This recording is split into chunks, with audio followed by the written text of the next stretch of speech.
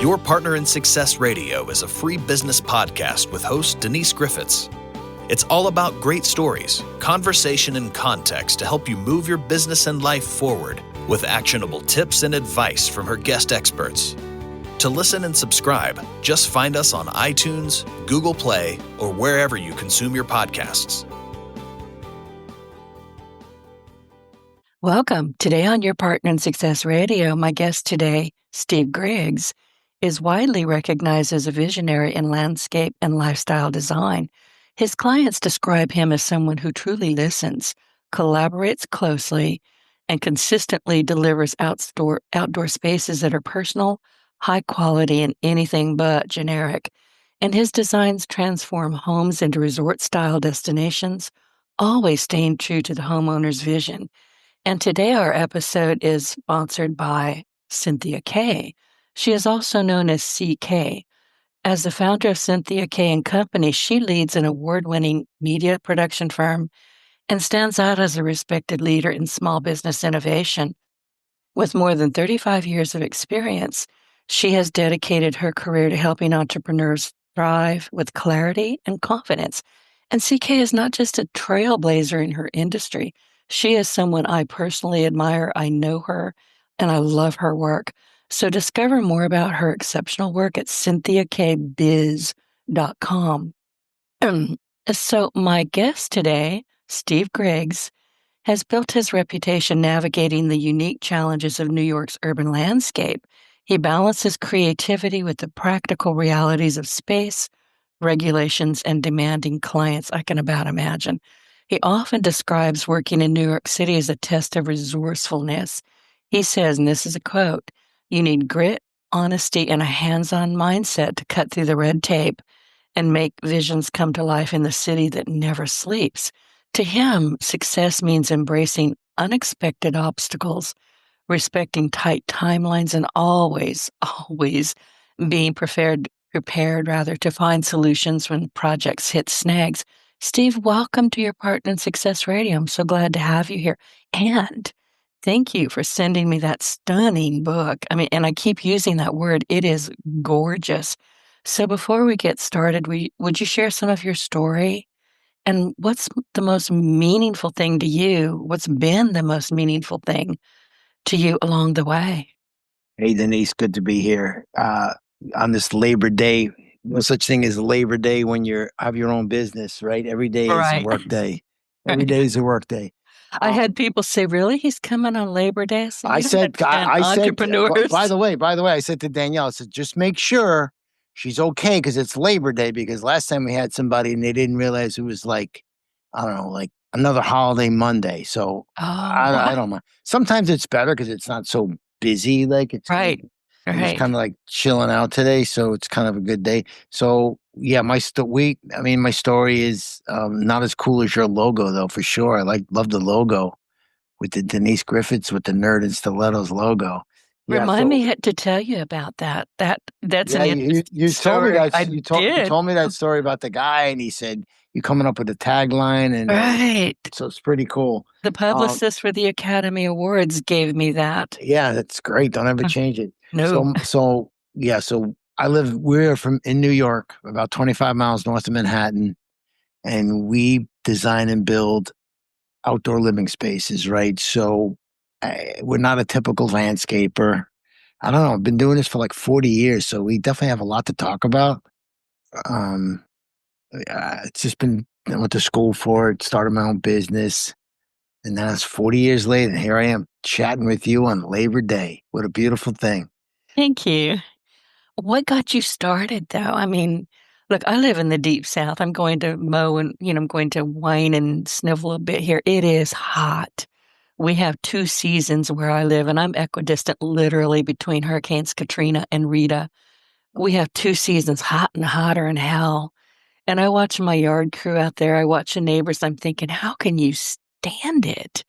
So I always say, how in the world did you start a business that means you're outside all the time?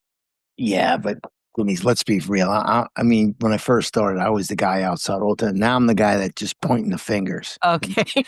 But still, you had to pointing start. the fingers, and Yeah, but starting out, yeah, I did everything, right? So, I think a lot of entrepreneurs are, you can't be afraid to get dirty. You can't be afraid to, I never would ask the guys to do something I wouldn't do or never done myself. I've done everything in this business myself at one time or another, right? So I think that's part of leadership is, leading by example is a good one. And, started off with smaller jobs, bigger jobs, then the recession hit, starting all over again. So, I mean, I've been up and down several cycles. And I think the key is like, they say persistence, but like, I'm that guy. I'm the persistent guy, like the cockroach in New York City, as we spoke. You just won't give up. You can't kill me, right? We just keep coming. So that's how I got started. We're up, we're doing higher end projects, 300,000 and above. And the key is to enhance people's lives through outdoor living spaces. And that's pretty much where we are today. And I wanted to ask you very quickly because I've mentioned this book, I've read it, I reviewed it. It's on my desk now, and I'll be honest with you, I have to cover it with a towel anytime I leave it anywhere out where my cats can sit on it because they like it too. And they go straight to it and treat it like it's a little bench for them. I don't want them putting their kitty prints all over it. So I'm constantly covered. In fact, I kept the box it came in and I put Ah, it back in the box because this thing is so beautiful thank you. that I don't want anybody messing with it but me. So tell me about this book. After doing this for 20, I think 35 years before we wrote the book, it was like, hey, how do you differentiate yourself between everybody else? So brainstorming a book. You need a good, not just a book that's paperback that you can print online. We decided to go with a high glossy coffee table book. So it's not one that people leave. It's not one that they look at, flip through it, and put on their shelf. This one it's filled with pictures of jobs we've done over the last 30 years. And they wanted it to become a coffee table book where people can just flip through it and enjoy it time and time. We kept the word count very low, just some stories and some tips and tricks, but it's really just a picture book. And that helps us propel to the next project, right? So if you and I are on a project bidding on the same project and the same price, same scope of work, we're betting on it that the client's going to go with the guy that has the book, right? And that's proved to be the case.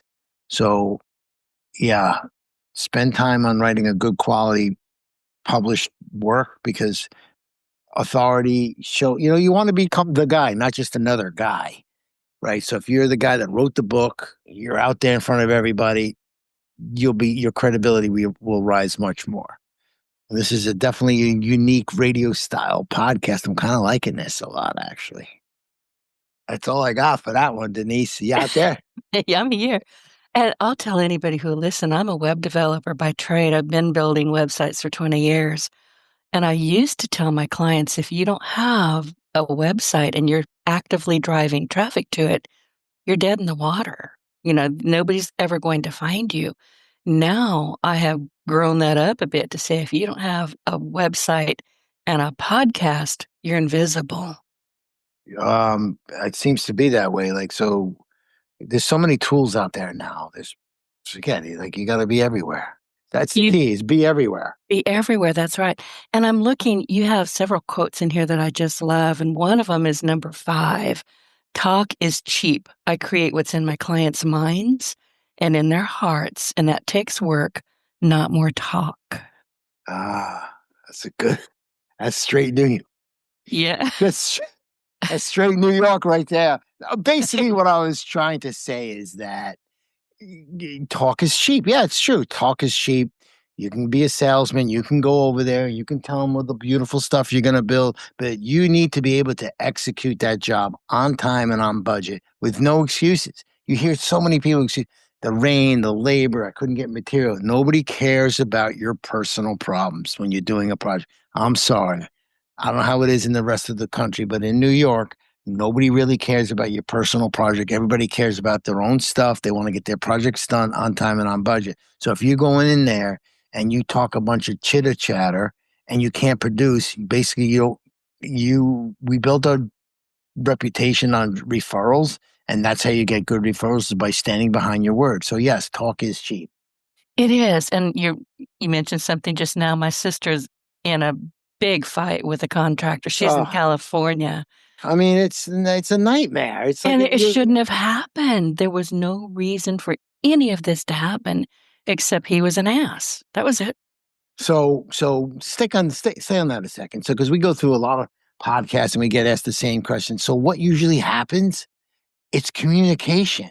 The contractors clearly did not set the expectations to your sister, right? Whatever the case may be, pricing, scope of work, details, and that's when and that's when the problems start, right? And it's communication breakdown, and you don't want to end up in a lawsuit because nobody wins. It becomes a vicious cycle. She doesn't have a project done. It's just a bad scene. It's very stressful for a homeowner. Like, I think that's why a lot of homeowners don't deal with contractors and get projects done, because it's a hassle, right? So you try to make that process very smooth. And we do that by different ways. It's really communication at the get-go. Send them job photos, keep them updated what's happening, be transparent about pricing, and just say what you're going to do and do what you're going to say on time and on budget. And there's no issues. I'm telling you, if you talk to your sister, I bet you that's the top. Ask her what the problem is. I can solve it in 2 minutes. I can tell you what it was. He kept lying to her and she kept busting him on it. Yeah. Lie right in her face, and she would record it. And she would tell him, I'm recording this, and he still couldn't help himself. He kept lying. It's so bad. And now the problem with that is, like, when he's trying to sell her the job, and he's trying to sell the job, and he's trying to extract money from her through the contract, she has all the power, right? She has all the power because she's deciding who to use, give him the check. And once she gives him that deposit check, and now the guy shows up, we call that the power flip. Now she really has no power. She's giving him a deposit. She opens her home up to him. Now she's at this guy's mercy of lies, deception, and now she's stuck. Now she has to now what does she do? She's got no ammunition against him unless she holds back money, right? That's the only thing that's going to work, by the way. Only thing. Threatening lawsuits don't affect guys. People are just immune to it, but you got to get the upper level hand on the money. Never give them more than, set the job up in milestones. If they can't, you only pay them upon milestone. Don't pay them. Let's talk about that. Let's go deeper into that. Maybe we can help your sister. I hope she's listening. Okay, so milestones, how do you set that up? Because this job that he was doing, and she finally just fired him, and he refused to be fired, which was interesting. But I don't think there were milestones. So let's talk a bit about that so people understand where they can take back their power. So at the beginning of the job, he will give you what's known as a contract, and it should include the scope of work, what exactly he's going to do, what the materials he's going to use. And then there should be some sort of schedule attached. How long is this going to take? Right? I know you can't predict everything, but you have to hold people accountable with some timelines and schedules. Otherwise, this thing will just drag on. When are you going to start? What's going to happen week 1, week 2, week 3, week 4? If they can't give you a schedule, then that would be a red flag for me. I would need a red flag. And the second red flag is if they want a bunch of money up front before they start. That's another red flag. Right? Mm-hmm. And let's say it's a bathroom, $20,000 bathroom. The day you show up, I give you deposit to get started, whatever, 25%. The day all the demolition is done, I give you another 25%. The day you get all the new plumbing in, I give you another 25%. Set it up where as he completes certain tasks, you release some more money. You want to give this guy an incentive to come back, right?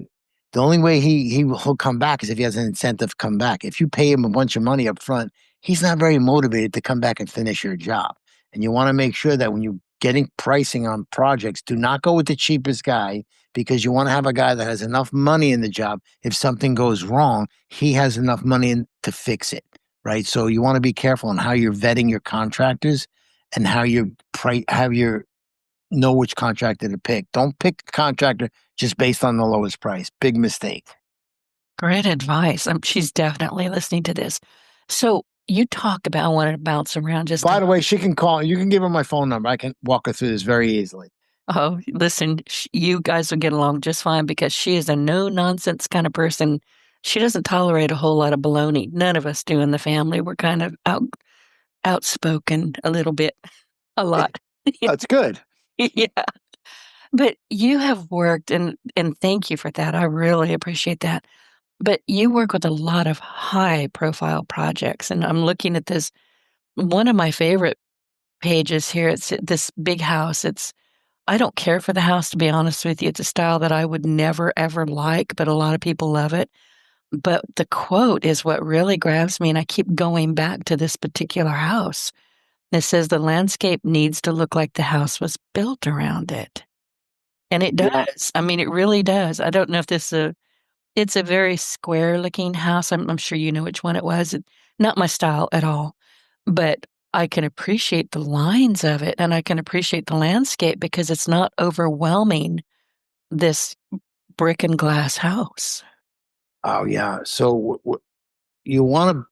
So when you're designing a landscape like that, you don't want it to look like this. The house landed from an airplane and plopped on the property. You want to be able to work the landscaping around the home so the landscape actually hugs the house so it feels very warm and inviting. You don't want to make it very cold.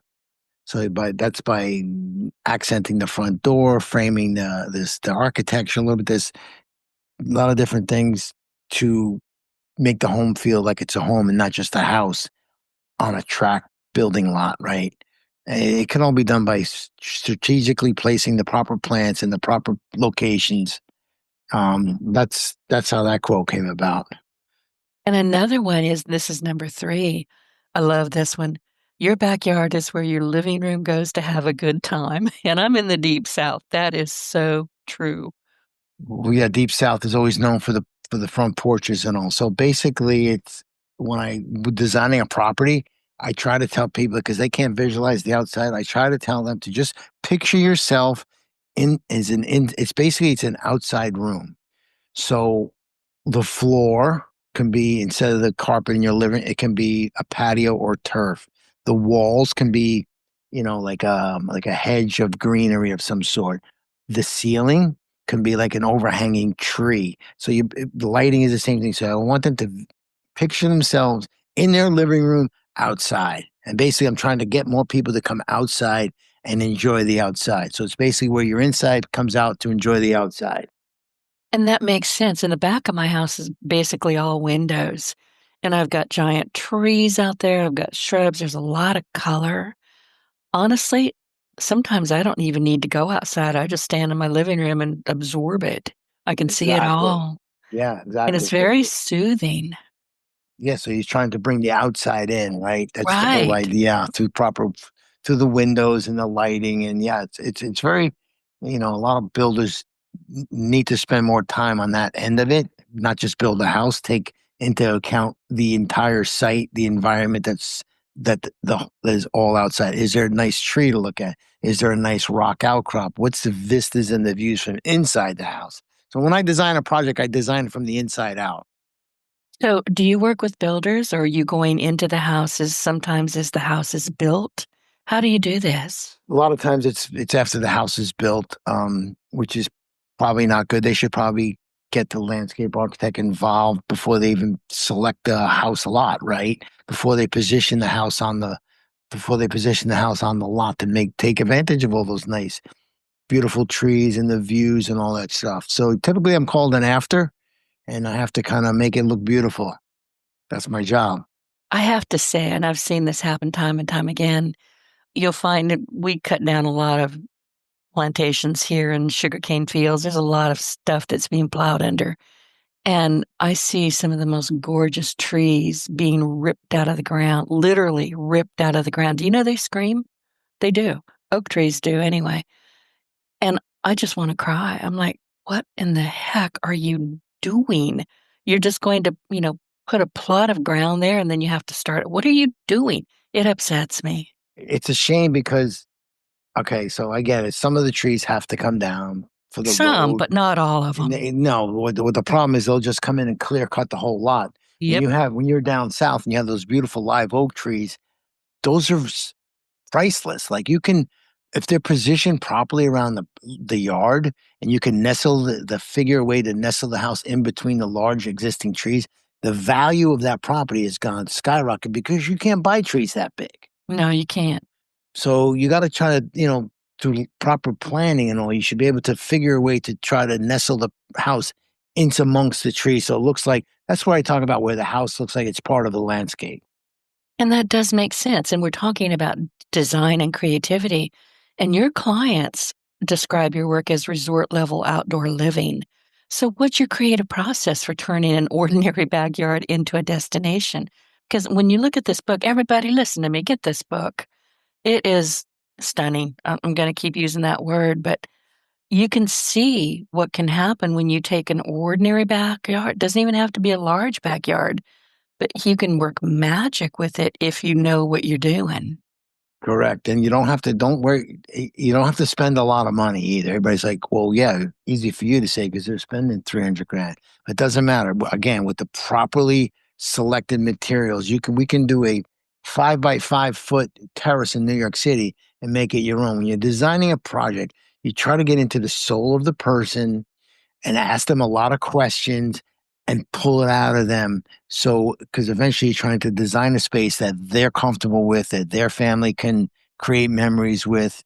It's really it's a personal journey when you're really designing somebody's backyard. You're not calling me just to put in a patio, right? So Right. so the creative process is you got to ask a lot of questions, right? A lot of probing questions and get to the part where they tell you the feeling they want to have when they go outside. That's really what I'm looking for. What do you want to feel like when you go outside? That's it. And And the emotion. exactly. I bought this house literally between Hurricanes Katrina and Rita, literally between those two storms. And all I wanted was windows and trees and Yeah, no HOA. If it, my my realtor knew better, but this house was a year old. It had giant trees, and that's all I needed. And everything else I've done. And it's beautiful. It's so soothing. It's almost in a way like my secret garden back there. beautiful. That's the key when you're trying to design some of these property. So it's not all about glitz and glamour. It's about just soothing. It's a crazy world out there. And I think the home is like the only place you can really like unplug and like figure out you stop the madness for for a few minutes, right? It's your home. It's the most sacred thing in the whole wide world is your home. It really is. And that leads me to my next question, Steve. It's landscape design trends they change all the time. I see it all the time. But I'm constantly looking, oh, what can I do next? And then I think, no, I like it just the way it is. I don't have a whole lot I want to do in my backyard, but I still go look. It's kind of like you go shopping for a new house, even when you have no intentions of moving. You're just shopping. But landscape designs are changing, especially in urban environments. So what shifts are you seeing? And where do you think outdoor living is heading? More for years ago, it was very manicured, very I don't know what the word is, but very manicured, very clean. And I think they're shifting more towards native plantings, less high maintenance. There's a product called no mow grass where you don't have to mow it a bunch of times a year. Just saving water plants, xeriscaping is kind of a natural way to like people don't want to spend a lot of time in their yard anymore doing the maintenance part of it.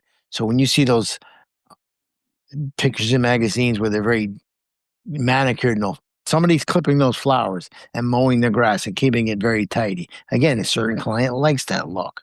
It really depends on the client. If you want that type of look, that's a more of a manicured like landscaping look. If you want a little more natural, then it's a little looser.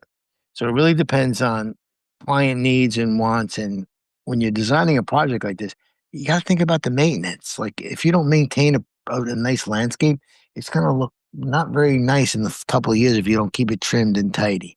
So it really depends on the type of feeling that the clients want. Are they into the maintenance part of it? A lot goes into it. It's not going to Home Depot and just buying a bunch of trees and putting them in. Every detail is thought out, Denise. Every detail. And then you can do like me and plant trees where they shouldn't be. Yeah, I can't tell you how many times I've had to move pretty large trees because I just stupidly plunk them in the ground. Do you know how many times I've had to go cut trees out? Oh, They'll put them in front of, they don't know. They just buy the wrong plants. It looks cute when they're little. right. And that's a cute little tree, but they'll plant them in front of a nice picture window. And then in 5 years, they'll be saying it's very dark inside my house. And I have to explain to them why, because the tree you planted is, blocking all the natural light coming in. So plant knowledge, what grows where, how things grow is very important when you're designing your property. Again, you could be a lot of people that can do this themselves. You just want to plant the right plants in the right location. And not where they're going to break your cement or your basement. Yeah, Or your walkways. You don't want to plant like willow trees next to the house because the roots will actually crack it all up and break it all up. Again, so you don't have to spend a lot of money. You just have to pick the right plant. Whether you're spending $100 on a certain type of tree, just know where that tree belongs. Exactly.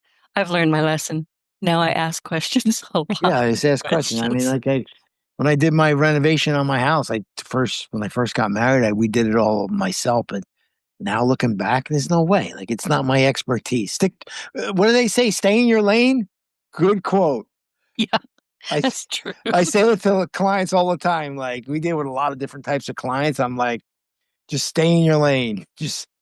Right. That's very, because a lot of people, I don't know, you can't be an expert on everything. Like, I'm not building my own website. I'm calling you. Like, there's certain things that you're good at that you should stick to. Oh, I build them in my sleep.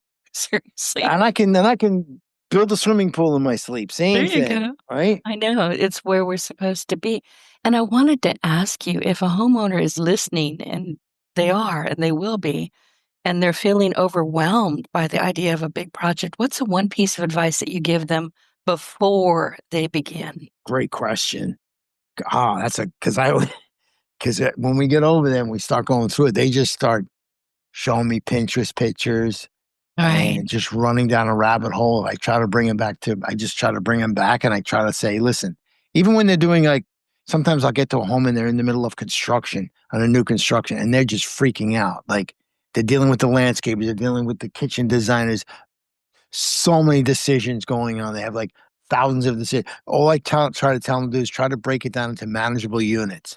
Like, because if you show up and you're like a new homeowner and you go to the job site to check on everything, you're going to get hit with about 1,000,000 questions. Everybody's going to come up to you and start asking you questions. What about, you just have to just break it down into manageable units. Okay, so today I'm going to deal with the kitchen guy. Later, I'm going to deal with the landscaper guy. Otherwise, you're just going to be bombarded with questions from all the different trades, and your head is going to explode. I've seen it so many times. Oh, I can imagine. So what I wanted to ask you next is, what's the biggest mistake that people make when they try to do it themselves? And you kind of touched on it when you said, talking about your first home, or cut corners on design. And I would imagine, and it's a wild ass guess, as we say in the Deep South, once people start getting overwhelmed by the sheer cost of it, by the add-ons, by the I don't knows, and the oh my goodness, when do they start? I mean, I would think, and I'm guessing, that they cut corners on design just to stop the bleeding, I guess. So it's another good question. So let me ask you a question.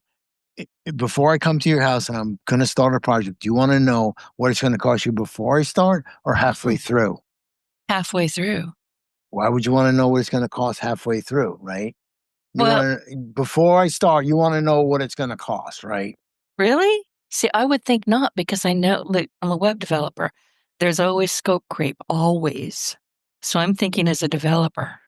No, you need to think as a homeowner. Okay. Like, if I'm calling, so basically, the key to a good project is to have a good design. And what the design is a graphical representation of what the project is going to consist of, right? So it's like the playbook. On it'll show the trees, how many trees, what size, the pool, like all the details on it. So what that does is it keeps everybody on the same page, right? So it sets the expectation up. And then from that proper design, the contractor can give you an accurate price, not assumption. Because if you don't have a good design, he has to make a lot of assumptions, right? And that's when the scope creep comes in, and that's when the price escalates. You do not start a project without a clear scope and some sort of design, because if they say, oh, we'll figure it out as we're getting through, that's when you can really get burned really bad. And I have to tell you, I don't ever quote anything that I won't stand by. And scope keep, I mean, I try to factor in scope creep. I do. It happens. Sometimes I just have to eat it.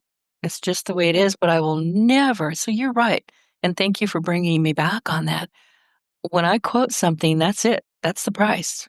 It's written in stone. That's a very good trait that I have too. And I take it, I've taken money out of my pocket because of that, because what you don't want to do is get in there and tell the client, oh, I'm sorry, I made a mistake. It's going to cost you another $20,000. They don't like that. They feel like you've taken advantage of them and you bait and switched them. So, No, and let me tell you, let me share a quick little story. And he's one of my sponsors of the podcast, but I did what was going to be a very quick sales page job, 5 or 6 pages, no big deal. It's one of the worst things I've ever worked with, ever. I wrote so much code, you're going to laugh at me. I was literally in the shower with bathtub crayons, writing and rewriting code. It was a mess, but it was WordPress.com, which I will never work with again. But he saw the struggles. I mean, he saw what was going on. I never said a word. He was just watching. And he said, Denise, I need to pay you more. I said, don't even think about it. That's not what I quoted you. And I'm learning. I'm learning new lessons. I'm breaking things. I'm learning, don't do it. And I wouldn't let him. it's shows a lot of integrity, right? Well, I had to learn. I had to break Yes. a lot of code, lots of it. I still have nightmares about it. So if you don't use WordPress, what do you use? Oh, I use WordPress, but it's standalone or WordPress. I use a lot of WordPress. This is WordPress.com. And it's like, honestly, it's like trying to, I don't know, take a butter knife and create a statue with it. It's horrible. Don't use WordPress.com, and that's my final word on it. Or better yet, don't even use it. Just call you. Yeah, call somebody who knows what the heck Yeah. they're doing. I wouldn't know the difference between WordPress and WordPress.com, so I don't even know. Yeah, don't go to .com. That's all. But, Okay, see, that's good to know. Yeah, I wouldn't yeah. even know that. Oh, it's horrible. But I wanted to I want to keep going back to this book because I've got my hands and I'm not taking my hand off. It's so beautiful. But you've written this best-selling book and you've explained to us how that experience shaped your business and your role as a voice in the industry. But here's my next question, and I just wrote this down because it popped into my head. What advice would you share with younger professionals in design, architecture, or construction who want to build not just projects, but a brand like you have done? Um, wow. You just have patience. Like everybody's like, man, everybody's so quick to like, they want to all be Instagram famous and like, yeah, it's like, just have patience. Just build it slowly. I don't know. I'm not an expert on it. I have no idea. No idea. I couldn't tell you, but I know what worked for me is just being consistent. Like you've been consistent on this podcast. I've just been doing this for so long and always done the right thing by clients and that they refer you. And now just recently we've becoming, more on podcasts and Instagram, where all the other stuff that's out there, just because I know it's important to be out there, right? So I'm not afraid to learn. Like, I don't know. I'm not afraid to learn, try new things. I know. Always try to evolve and try to try to get better at what you do. That's kind of how we just built a brand. I'm willing to bet that you're autodidact. What's that? Autodidact, it means you learn. I learn things on my own. I don't like to be told anything. I fight with my nav system. She's not the boss of me. I learn by doing. I learn by breaking. I learn by That's the writing only, with by the way, bathtub crayons. that's the only way there is no other, for me, there is no other way. Right, and I'm willing to bet you're the same as me. I could never figure out why I didn't want to watch videos or listen to other people telling me how to do things. I'll do it myself. I'm one of those guys, Denise, that I don't even read the manual. I don't even read the how-to manual. I don't either. You ought to see how many little screws and things I've thrown away when I'm changing out a ceiling fan or something. So, and now with YouTube, forget it. I fix my own washing machine.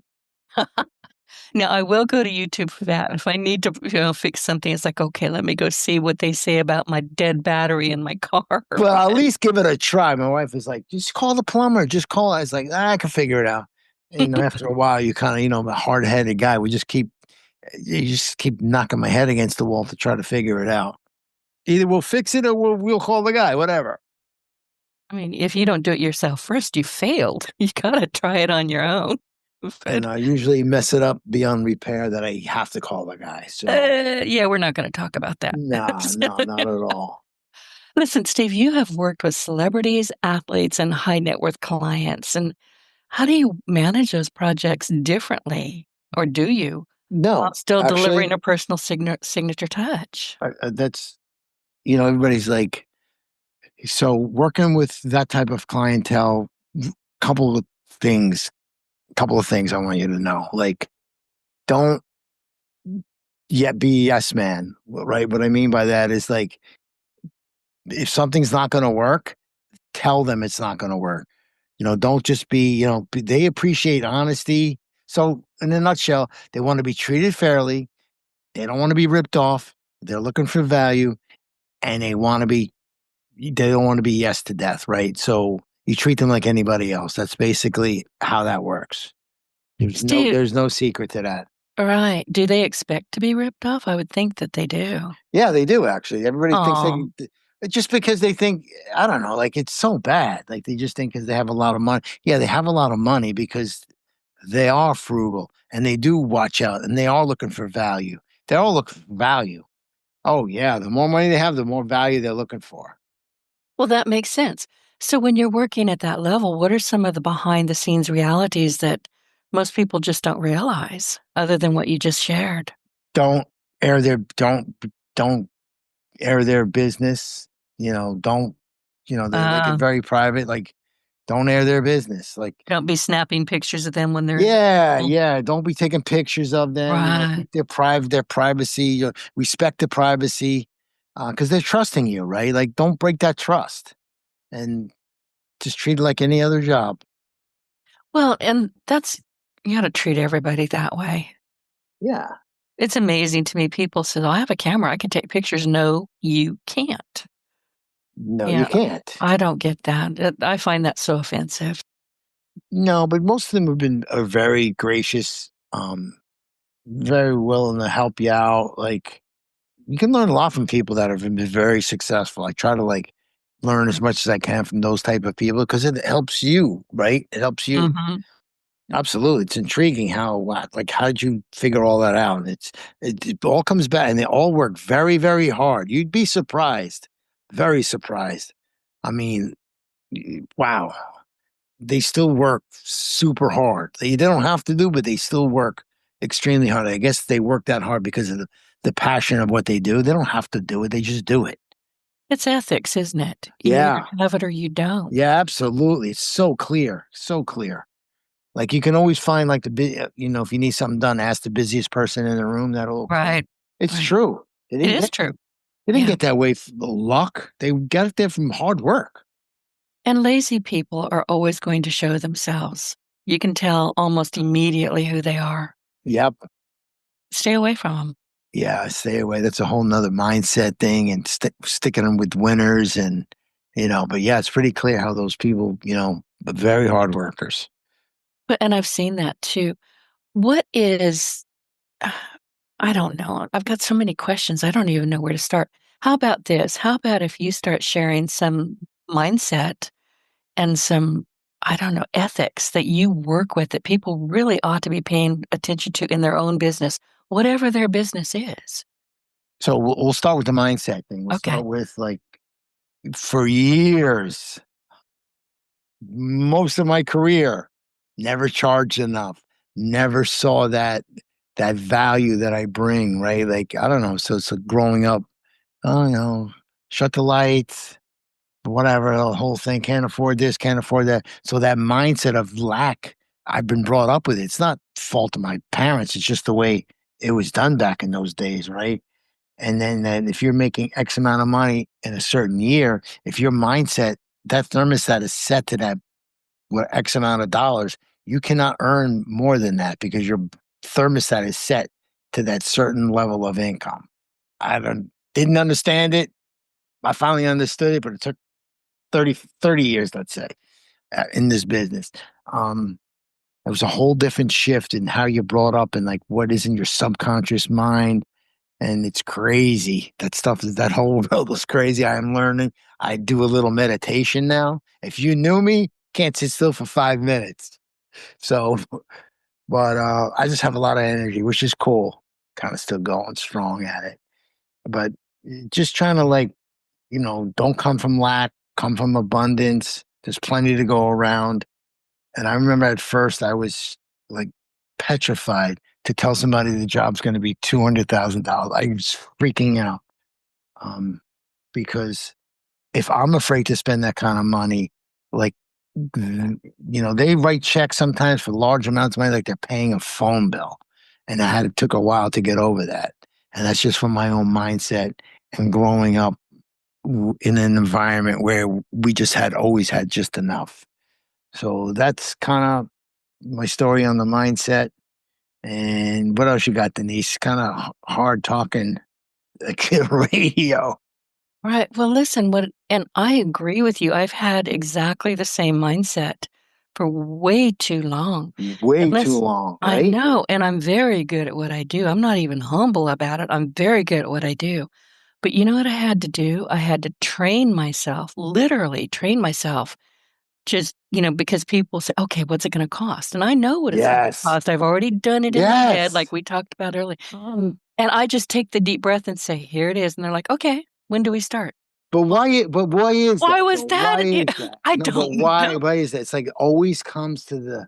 Because you know what? I wouldn't have paid that. Yes. Like you would, like you're saying to myself, who's going to pay $300,000 for a swimming pool in New York? You can only use it 2 months out of the year. What do you guys do? Your mind? And and then always when it's terrible. Like the mindset of when you're giving the proposal and they all flip to the last page anyway. They all want to see the bottom. They all want to see the price, right? And then when you're trying to give that price, it's always like, it's just very hard to spit it out. It takes work. Like it is. I don't know what, I'm going, I do. Verbalize it, but it's like. I can tell you how to verbalize it. Tell yourself that you cannot be your own worst client. Yes. Own worst client. I would shoot myself in the foot so many times. Oh, the line's behind me. I mean, I've done it. So it's like, oh, they're not going to see the value and they're not going to pay for that. And then I would catch myself saying, I don't even want to do sales calls because I know I'm going to shoot myself in the foot because I wouldn't pay that, even though it's worth it. So I had to learn to, number one, draft it in my head. What is it going to be? I already know. I can tell because I know the numbers. That's what I'm saying. I don't need to. Let me get back to I don't need to write it. I know the numbers. It's in my head. That's exactly right. I've talked with them. I've worked with them. I know what they need. Oh, and I have to tell you, and I bet you this has happened with you many times too. I'll have a conversation. I have a couple of them before I'll even accept them as a client because I need to know what it is that they need, what they're going to expect, and how we're going to work it. And I will often talk them. They'll say, okay, I want this and this. And by the time we're through that first call, they're like, oh, I don't need any of that, do I? No, you don't. But this is what you do. And once we get past that, I already know what it's going to cost, how long it's going to take, what's required of them, what's required of me. And like I said earlier, I had to say, this is the price. Okay, where do we start? Son of a biscuit. What took me so long? And the price. You probably knew the price as soon as you talked to them. You didn't have to go back and think about it and send them a proposal. I don't do proposals. I don't. That's just you being chicken, right? Now it's like, like this is what it's going to cost. Like, of course, I'll give you a contract, but I'm not going to send you. I'm not in the proposal writing business, right? Exactly. And then you have to either you want it or you don't. Yeah, and you have to call them out on their toe. Like there's a whole sales thing to it, right? Oh, I got to talk to my wife. Can you send me a proposal? Or my cousin in Minneapolis. He's my cousin. No, he's not. When you start telling me, you got to think about. I know we're not a fit. Like if you have to start, you're not thinking about it. You know what you want to do. Like, or they go into the witness protection program. If you had that done, right? Send them a proposal and they just go MIA. I mean, it's crazy. People are afraid to say it. I don't have the money, right? Right. It's their own stuff too. So you have to get over that. It's not your stuff. It's their stuff. And they won't tell you they don't have the money because they're They don't. embarrassed. But you can tell, and you can say, well, listen, we're probably not a good fit. I wish you well. And if you ever want to contact me again, you know how. And then you cut them loose. Yeah, cut them loose. Cut them loose. And that's why you have to always keep your pipeline full, right? Right. In sales and marketing, and you always keep your pipeline full, because if you look desperate, they can smell it, especially in New York. They can smell if you're desperate, and they're going to come for your throat, and they're going to negotiate price, and you're going to crumble like a cookie, right? So you have to go in there, look them in the eye, give them the number, and don't even flinch. If you they don't want to do it, you have them on to the next. You just have to have tough skin. You can't be a people person, a people pleaser, right? Like I was No, and no. what's one of the biggest things I learned like recently is like, wow, the power of no. Ooh, That's my favorite word. that My took mother, that took forever. Nobody wants to turn down a job. I know, and I made those mistakes early on. And don't ever barter. The answer is no. Oh, No, don't do it. really? I've done that too. Oh my God. Yeah, I think we've walked some similar paths, but when you're new and you're desperate and you're hungry and you don't want to have to go get a job, I'll be honest with you, I am unemployable.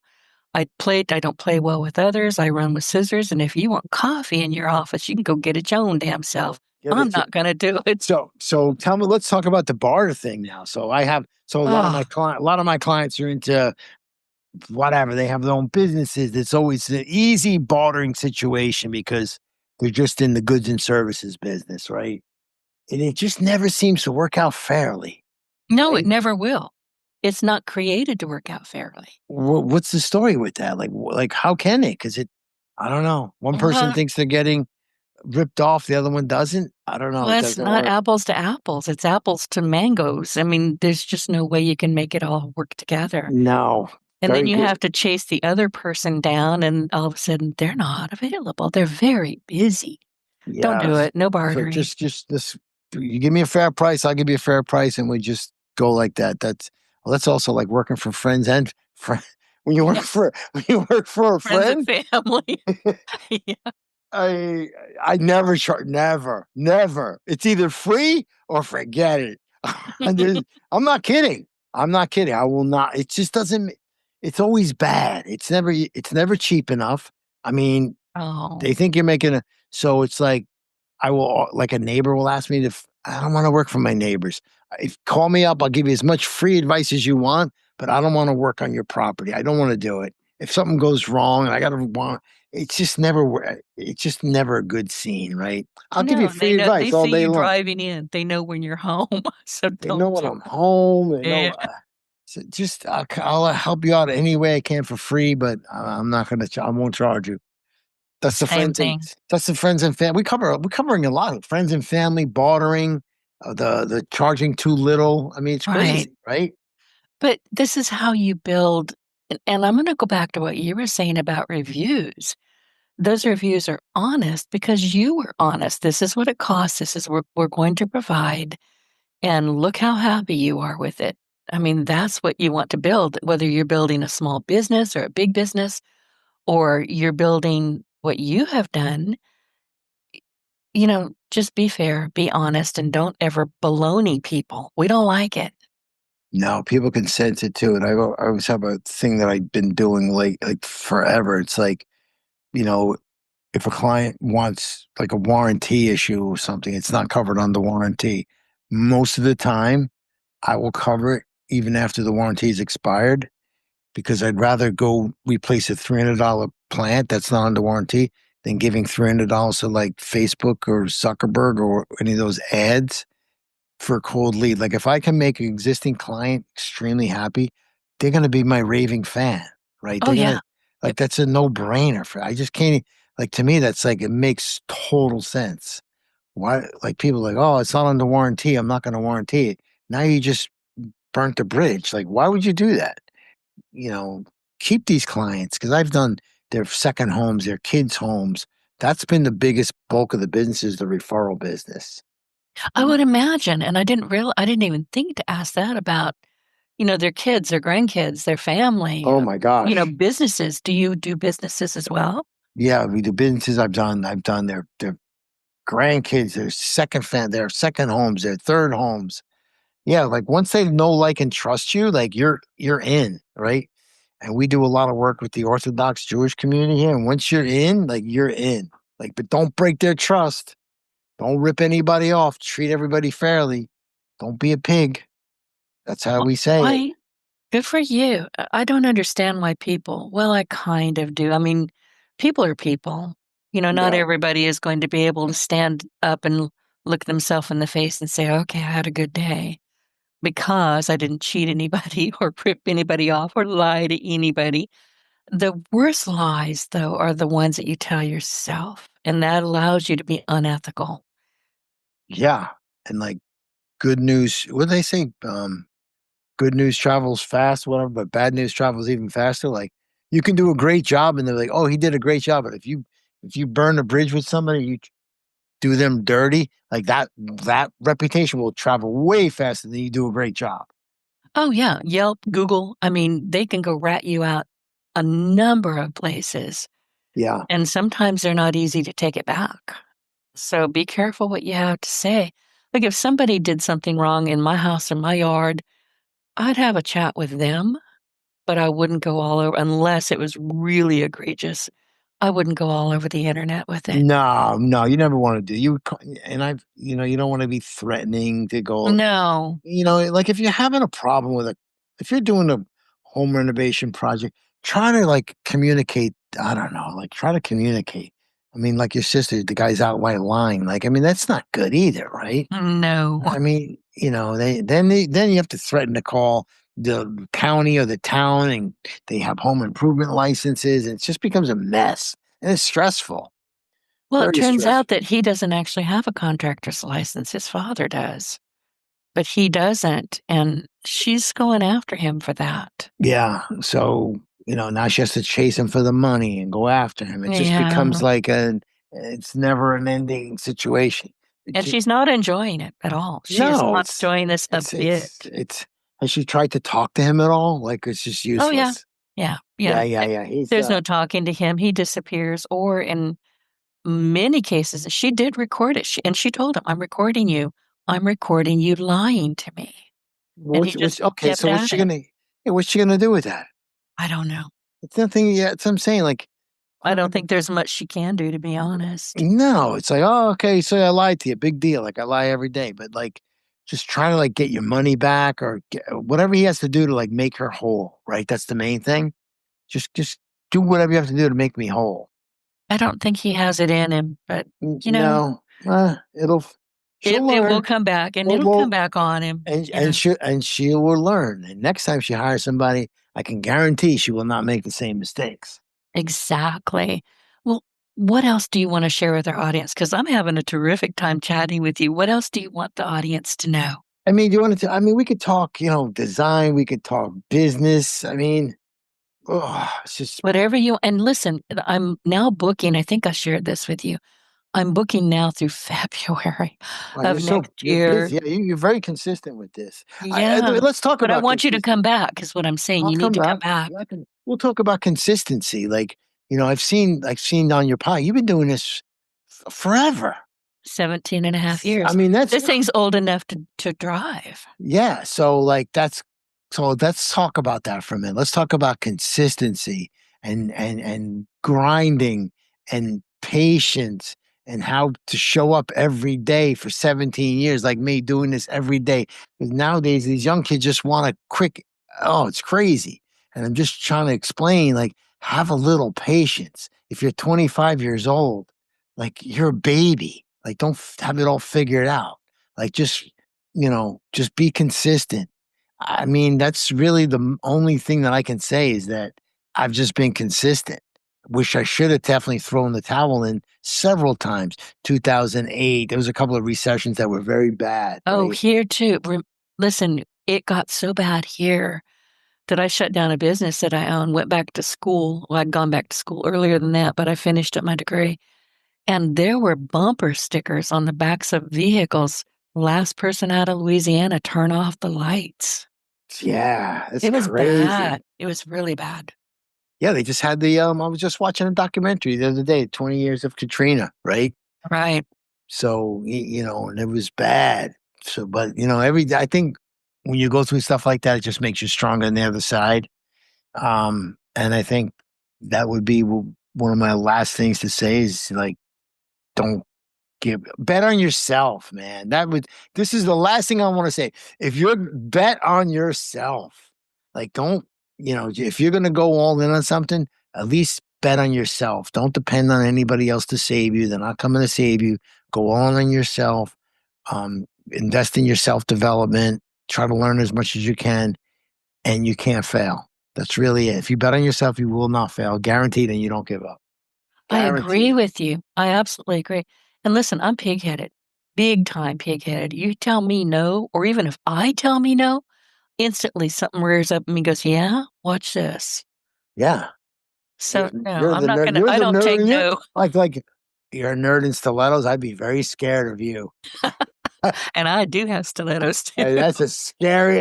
Wow, Mark and then stilettos. That's like a scary comment. I don't know.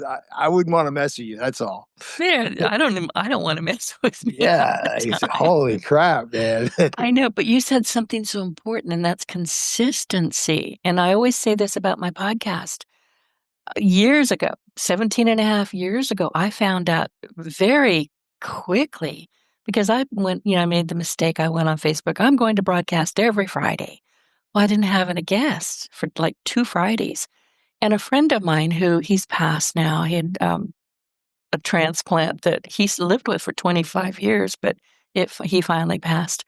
And he called me. He said, Denise, are you okay? What's going on? That's 2 Fridays in a row. Where are you? And I went, oh my God, somebody was listening. Yeah. And I had broken trust with my audience. Might have been 3 people. I don't know. But I had broken trust and I never did it again. So you're like I remember like a musician when they were playing gigs, whether it's 2 people or 5,000 people, you got to show up. Mm-hmm. Like there's 5,000 people, whether there's one person on here or 1,000, you got to show up and give it 100%, right? That's right. So by you not showing up, like, people are like, what happened? Like, but I see you do a lot of like 17 years. Like, I think you drop one like every 2 days, right? Every 3, I mean, that's Monday, crazy. Wednesday, and Friday. That's amazing, man. That is so admirable because I know it's a lot of work on your end, right? It And is, but I love it. And I get to meet people like you and people from all over the world. it's crazy that, and then 17 years ago, was there even, you must have been like the first one. Like, Pretty much. There was just a handful of us. I mean, and I'll tell you very quickly how that happened. A friend of mine who is a journalist, and she called me. She said, Denise, I'd love to interview you. And I said, okay. She said, well, let's just record it now. And I thought, okay, she's going to transcribe it and send it to Inc. or, Business Magazine. A couple days later, I get this link. Oh, I wonder where it went. Steve, I heard my own voice and I just went, oh, oh my cringe. God. By the way, I still never, I don't watch my own stuff. I don't listen Me to either. it. I'm like, that is cringy, man. I never go back and listen to these ever. And I heard it, and all I could think, you're going to think I'm a lunatic. All I could say to myself was, I'm going to say happy birthday, Mr. President. I sound ridiculous. And I called her, and excuse the language, but this is a true story.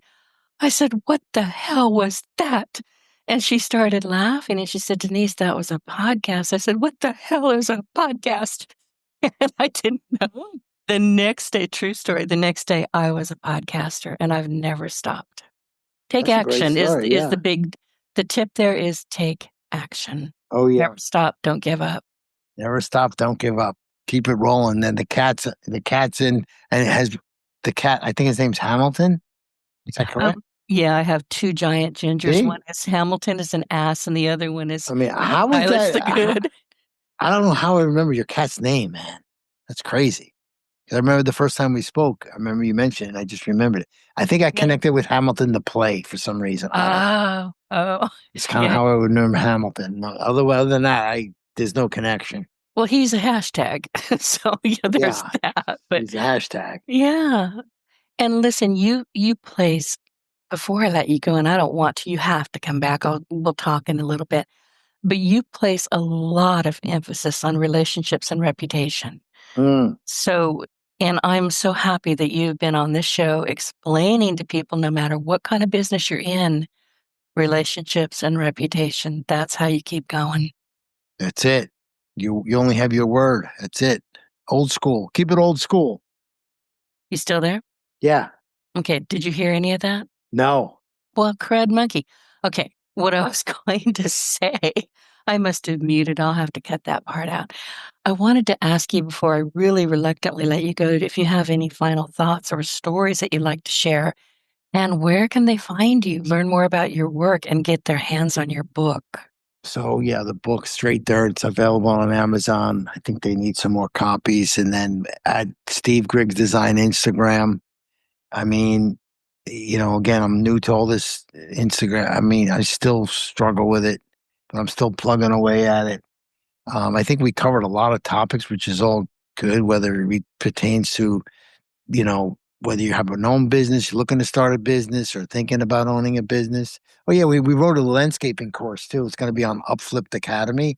Oh, Upflip, nice. yeah, Upflip Academy. So, I'm writing that down. yeah, Upflip. Okay. yeah, Upflip Academy, where it's a platform where it's like masterclass where people can come on and start a business and learn about it. And they came in and filmed me a day in the life of Steve the other day. We had a good time. We drove around a bunch of job sites, but yeah, not undervalue yourself. And yeah, I do have a lot to offer.